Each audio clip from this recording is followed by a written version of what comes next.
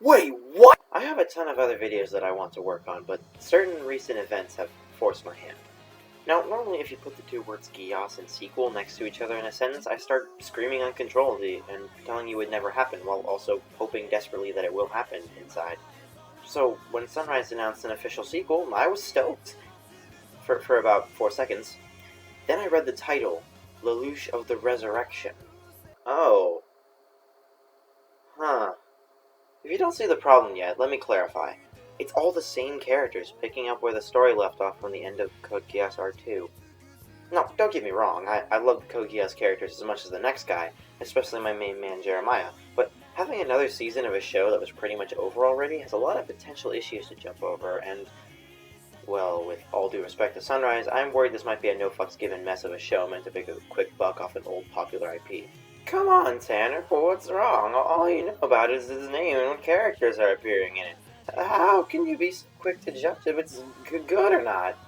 I'm not judging the show for its quality before it even comes out, but I am worried for it, as the information we know so far displays some possibly bad design choices. For one thing, setting the story a few years after the ending of R2 leaves the writers with a lot of hurdles to jump over. Code Geass' conclusion was incredibly satisfying, wrapping up all of its characters and subplots in a nice, beautiful bow. It's not the same kind of show as One Punch Man or Attack on Titan, where the show isn't really over when it ends and still has more plots and characters to elaborate on. It's as if someone told you that, Fullmetal Alchemist was getting a new season. It might work as a cute, short little OVA, but not as a whole other part of the series. For all you non-anime junkies out there, what if someone told you that Star Wars was getting a sequel that's set a year after the ending of Return of the Jedi, and features all the same characters? It'd just be hard to work around. Now, the writers not only have to pay homage to what happened in the past while also showing how the characters have changed since the ending, but also build an entire new plot full of subplots and character growth in the same world that was created by the old ending. It's not impossible, but it certainly opens up a lot of opportunities for the show to suck. If you wanted to do a Code Geass sequel without these limitations, you could actually learn from our previous example of Star Wars. The Force Awakens is set 30 years after the events of Return of the Jedi. A lot can happen in 30 years, so it allows the writers greater freedom to build the world how it would work best and tell the story they want to tell. And, funny enough, I actually tried this with Code Geass.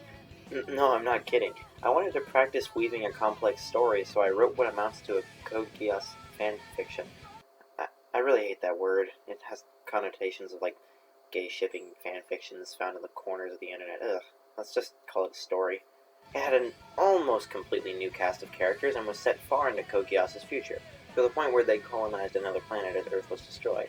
If that sounds dumb to you, then congratulations! It's because it is. It's not something I'm particularly proud of, nor was it very good, but I had a lot of fun being able to pick and choose what aspects of Code Geass I wanted in my story and what aspects I didn't. If I wanted something in there that made no sense, I could just use the whole Geass is so mysterious and weird excuse to create whatever kind of scenario I wanted, without being limited by what happened in the past.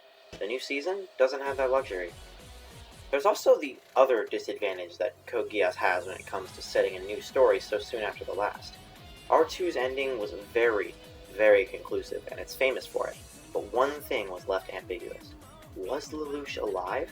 It was the perfect little touch to add to the ending, so that you, the viewer, could make your own decision about whether or not he actually did sacrifice himself for the greater good, and with the intent of paying for all his sins. And now the mere existence of this season kinda confirms that he is actually alive. They could explain it away by saying he wasn't alive of his own volition, but even so, that still kinda just ruins the magic of the ambiguous ending. It was so perfectly ambiguous, too. Not completely ambiguous like the ending of The Giver, where it just leaves you with that feeling of, what the fuck did I even just read? But just ambiguous enough. And now that's ruined. Another, although easily fixable problem that they had to deal with is the nightmares. You could really see how the nightmares evolved over the course of the original series, to the point where they were stupidly OP at the end. So, are they just going to get even more OP as the new series goes on, or is nightmare progression just going to disappear? And finally, I present to you the final reason why I am worried for the new season of one of my favorite shows. And that is Code Geass Akito the Exiled. A lot of you probably haven't heard of this. It's a series of OVA films set in between R1 and R2. It sounds pretty cool, doesn't it? Well, too bad it sucks. I mean, aside from the main character, the rest of the characters are alright, but what's the point of introducing Lelouch if he barely even plays a part, and What even is this? What is happening? This doesn't even make any fucking sense. Oh, of course, fan service. Because fuck it. Wait, but they tried to assassinate you. Why aren't they? Wait, are you ever going to explain why this dude has the exact same Geass as Lelouch? What is even happening? Ooh, cool fight scenes. It looks so not 3D animated. I know it's kind of stupid presenting a less than stellar OVA as evidence as to how the new season could suck, and I'm not even sure if the same people who worked on Akato are working on Lelouch of the Resurrection, but the writers here actually had a lot more freedom than it looks like the writers of Resurrection will have, so you can understand how I might be slightly worried. So yeah, that about sums it up. Code Geass sequel. Hooray. Hey, it's not out yet. We haven't even seen a trailer. It could still actually end up being really good. But I wouldn't get your hopes up.